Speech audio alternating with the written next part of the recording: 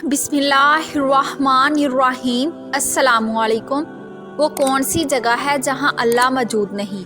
क्या आप जानते हैं? हज़रत अली रज़ी अल्लाह ताला अन्हु से पूछा गया अब तक का सबसे मुश्किल सवाल।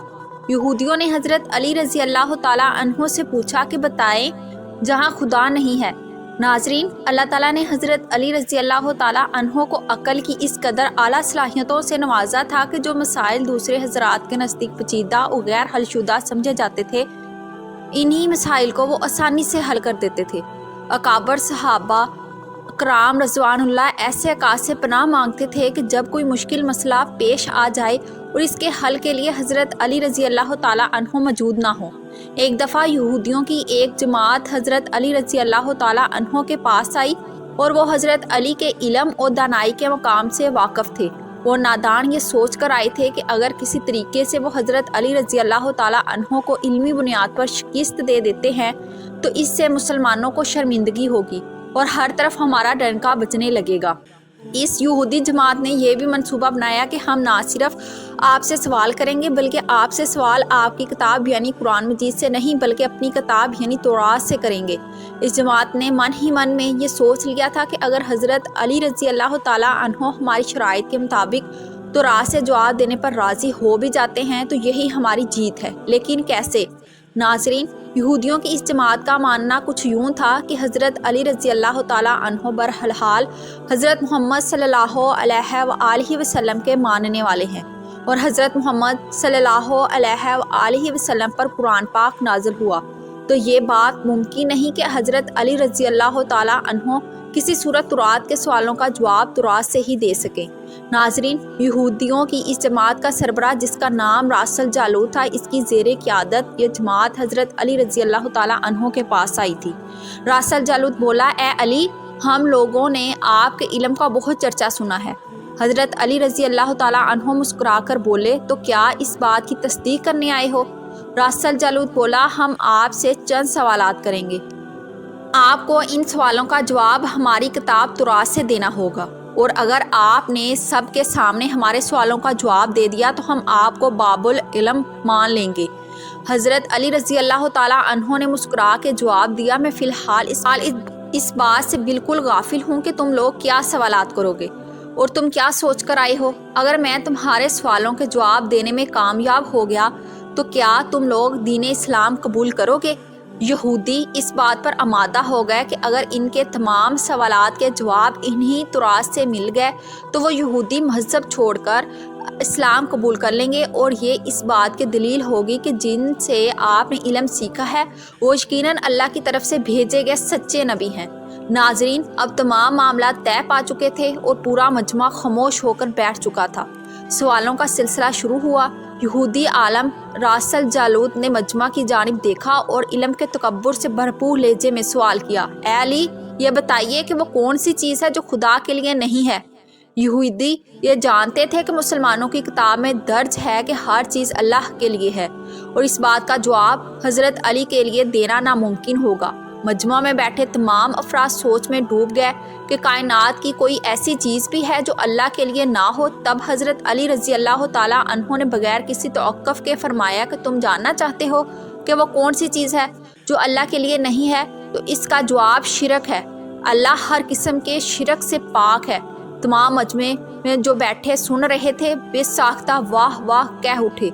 नाजरीन, अब रासल जालूत ने दूसरा सवाल किया, ए अली, ये बताइए कि वो कौन सी जगह है जहाँ अल्लाह मौजूद नहीं? हज़रत अली ने इसको फ़ौरन जवाब दिया कि अल्लाह ताला हर जगह मौजूद है। इस पर रासल जालूत बोला, इस सवाल का जवाब आप हमें हमारी किताब से दें। हज़रत अली रज़ी अल्लाह ताला अन्हो ने फरमाया कि क्या तुम्हारी किताब में ये नहीं लिखा? हज़रत मूसा अलैहिस्सलाम के पास एक फ़रिश्ता आया और हज़रत मूसा अलैहिस्सलाम ने इससे पूछा कि तुम कहाँ से आए हो? तो इसने जवाब दिया, मैं सातवें आसमान से आपके पास आया हूँ। इतने में हज़रत मूसा अलैहिस्सलाम के पास दूसरा फ़रिश्ता आया। हज़रत मूसा अलैहिस्सलाम ने इससे पूछा कि तुम कहाँ से आए हो? इसने जवाब दिया, मैं ज़मीन के 7वें तबक में से आपके पास हाजिर हुआ हूँ। हज़रत मूसा अलैहिस्सलाम ने पहले फ़रिश्ते से पूछा, 7वें आसमान में तुम्हारे करीब कौन था? फ़रिश्ते ने जवाब दिया, मेरे करीब मेरा रब था।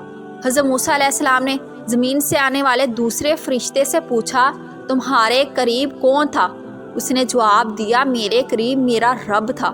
تو اس سے یہ معلوم ہوا کہ بلندیوں کی انتہا ہو یا گہرائیوں کی انتہا، اللہ رب العزت ہر جگہ موجود ہے۔ ناظرین، راس الجالوت اب تھوڑا گھبرا گیا یہ دیکھ کر کہ حضرت علی رضی اللہ تعالیٰ عنہ نے اس کے سوالوں کے جواب اس کی کتاب ہی سے دے دیے تھے۔ اب اس نے حضرت علی رضی اللہ تعالیٰ عنہ سے تیسرا سوال پوچھا، اے علی یہ بتائیے کہ وہ کون سی چیز ہے جو خدا کے قریب نہیں ہے؟ حضرت علی رضی اللہ تعالیٰ عنہ نے فرمایا ظلم ایک ایسی چیز ہے جو میرے خدا کے قریب نہیں ہے۔ راس الجالوت نے بے در پہ شکست کھانے کے بعد اپنے سوالوں کا زاویہ بدل لیا۔ اب اس نے علمی سوال کی بجائے تاریخی اور سائنسی سوالوں کی طرف اپنا رخ موڑ لیا۔ بہت ہی تکبر بھرے انداز میں اس نے پوچھا، اے علی اس چشمے کا نام بتائیں جو زمین پر پہلی مرتبہ جاری ہوا۔ حضرت علی رضی اللہ تعالیٰ عنہ بولے کہ اس چشمے کو چھوڑ دو، پہلے یہ بتاؤ کہ تمہارے دل میں کیا ہے؟ وہ تمہارے دل میں یہ ہے کہ وہ چشمہ بیت المقدس کی ایک چٹان کے نیچے ہے۔ راس الجالوت کے منہ سے بے ساختہ ہاں نکلا تو حضرت علی بولے کہ آج اپنی اصلاح کر لو، کیونکہ زمین پر بہنے والا پہلا چشمہ وہ نہیں جس سے تم لوگ سمجھتے ہو، بلکہ زمین پر بہنے والا پہلا چشمہ وہ ہے جس سے حضرت خضر علیہ السلام نے پانی پیا، اور یہی وہ چشمہ ہے جس سے آب حیات جاری ہوا۔ ناظرین، راس الجالوت اب مزید گھبرا گیا۔ اس نے اس گھبراہٹ میں حضرت علی رضی اللہ تعالیٰ عنہ سے ایک اور تاریخی سوال کیا، اے علی یہ بتائیے کہ وہ کون سا پتھر ہے جو آسمان سے پہلی دفعہ اتارا گیا؟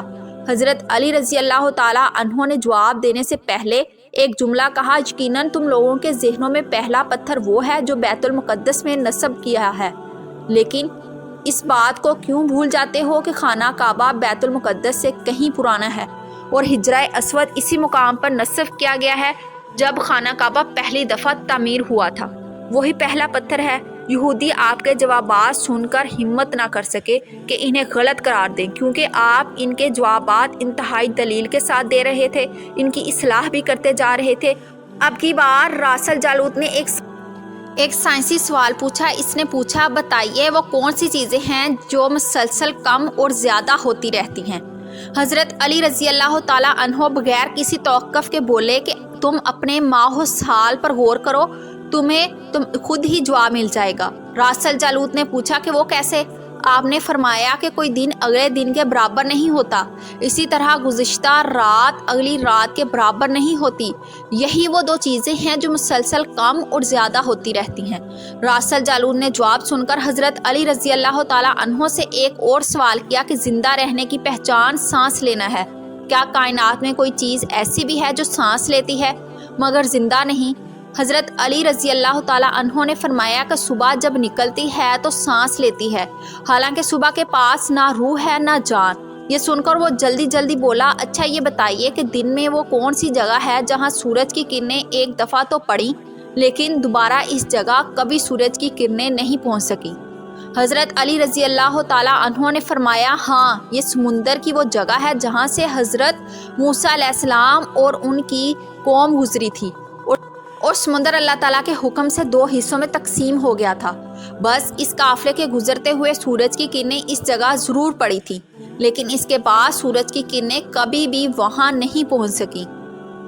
ناظرین، جواب پاتے ہی اس نے حضرت علی رضی اللہ تعالیٰ عنہ سے کچھ سوال کیا کہ یہ بتائیں کہ وہ دو کون سی چیزیں ہیں جو ہمیشہ غائب رہتی ہیں، وہ کون سی دو چیزیں ہیں جو ہمیشہ حاضر رہتی ہیں؟ حضرت علی رضی اللہ تعالیٰ عنہ نے فرمایا کہ آسمان اور زمین کی طرف دیکھو، یہ دونوں تمہیں غائب نظر نہیں آئیں گے، یہ ہمیشہ حاضر رہتے ہیں، اور موت اور زندگی کو ڈھونڈو تو تمہیں ان کے بارے میں کبھی پتہ نہیں چلے گا، وہ کہاں ہیں اور کب آ جاتی ہیں۔ اگلا سوال راس الجالوت نے یہ کیا کہ اے علی یہ بتائیں کہ وہ کون سی چیز ہے جس کا خالق خود اللہ ہے مگر اسی کے بارے میں خود سوال بھی کرتا ہے؟ حضرت علی رضی اللہ تعالیٰ عنہ بولے، حضرت موسیٰ علیہ السلام کے عصا کا خالق خود اللہ ہے۔ اس عصا کے بارے میں اس نے خود حضرت موسیٰ علیہ السلام سے سوال کیا اور پوچھا کہ موسیٰ یہ آپ کے ہاتھ میں کیا ہے؟ پھر اس نے اگلا سوال کیا، بیت اللہ کا طواف تو ذی حیات کرتے ہیں، لیکن اس بے جان چیز کے بارے میں بتائیے کہ جس نے بیت اللہ کا طواف کیا؟ حضرت علی رضی اللہ تعالیٰ عنہ بلا توقف بولے کہ کشتی نوح ایک ایسی بے جان چیز ہے جو طوفان کے دوران اس مقام پر پہنچی جہاں بیت اللہ ہے تو اس نے اس کے گرد 7 چکر لگائے۔ راسل جالوت نے باب العلم حضرت علی رضی اللہ تعالیٰ عنہ سے کئی سوال کیے۔ تمام کے جوابات آپ رضی اللہ تعالیٰ عنہ نے بالکل ٹھیک بلا توقف دیے تو مجمع میں بیٹھے ہوئے ایک یہودی بولا کہ حضرت دنیا میں ہم شخص سوچ کے جواب دیتے ہیں لیکن آپ تو ہر سوال کا جواب بلا توقف دے رہے ہیں۔ حضرت علی رضی اللہ تعالیٰ عنہ نے اس سوال کے بدلے یہودی سے ایک سوال کیا، بتاؤ تمہارے ہاتھ میں کتنی انگلیاں ہیں؟ اس نے فوراً جواب دیا 5۔ حضرت علی رضی اللہ تعالیٰ عنہ نے فرمایا کہ تو نے بھی تو فوراً میرے سوال کا جواب دے دیا ہے۔ یہودی نے کہا یا علی یہ کیسی بات ہوئی، مجھے معلوم ہے کہ میرے ہاتھ میں 5 انگلیاں ہیں۔ یہ سن کر حضرت علی رضی اللہ تعالیٰ عنہ نے مسکراتے ہوئے کہا مجھے بھی یہ سارے علم ایسے ہی معلوم ہے جیسے تمہیں یہ معلوم ہے کہ تمہارے ہاتھ میں 5 انگلیاں ہیں۔ یہودی نادان نہیں جانتے تھے کہ باب العلم کے 5 کائنات کے رازوں کا علم ہے، لیکن جب انہیں تمام سوالات کے جوابات ٹھیک مل گئے تو راسل جالوت سمیت تمام گروہوں نے کلمہ پڑھ لیا، سب کے سب دائرہ اسلام میں داخل ہوئے۔ ایک دفعہ ایک شخص نے وصیت کی کہ اس کے 17 اونٹ اس کے 3 بیٹوں میں اس طرح تقسیم کیے جائیں گے، بڑے بیٹے کو کل تعداد سے آدھے اونٹ ملے، منجلے کو کل اونٹوں کا 3واں حصہ، جبکہ سب سے چھوٹے بیٹے کو کل اونٹوں کا 9واں حصہ ملے۔ اس شخص کے فوت ہو جانے کے بعد شہر بھر کے صاحبان دانش بیٹھ کر سوچتے رہے وصیت کے مطابق اونٹوں کی تقسیم کیسے کی جائے۔ وہ سوچ و بچار کے بعد بالآخر انہوں نے حضرت علی رضی اللہ تعالیٰ عنہ کے پاس جانے کا فیصلہ کیا۔ مسئلہ حضرت علی رضی اللہ تعالیٰ عنہ کے پاس پہنچا تو آپ نے فرمایا میں تقسیم کر دوں گا۔ آپ رضی اللہ تعالیٰ عنہ نے ایک اونٹ اپنی طرف سے کل تعداد مستعار ملایا، اب کل اونٹ 18 ہو گئے۔ پھر آپ رضی اللہ تعالیٰ عنہ نے یوں تقسیم فرمائی کہ جیسے کل اونٹ 18 ہوں اور پہلے بیٹے کو کل اونٹوں کا آدھا حصہ 9 دے دیے گئے اور درمیانے بیٹے کو 1/3 6 اونٹ دے دیے گئے، تیسرے کو 9واں 2 اونٹ دیے، اس طرح کل تعداد تقسیم شدہ 17 ہوئے۔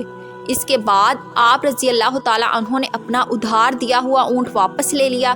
یہ تھی ناظرین حضرت علی رضی اللہ تعالیٰ عنہ کی ذہانت جن کے سامنے کوئی بھی بات ناممکن نہیں تھی۔ اللہ پاک ہمیں بہتر عمل اور نیک کام کرنے کی توفیق عطا فرمائے۔ ناظرین نیچے کامنٹ باکس میں اللہ کے 99 ناموں میں سے کوئی ایک نام ضرور ٹائپ کریں، اور چینل پر نیو ہیں تو چینل کو ضرور سبسکرائب کریں۔ جزاک اللہ۔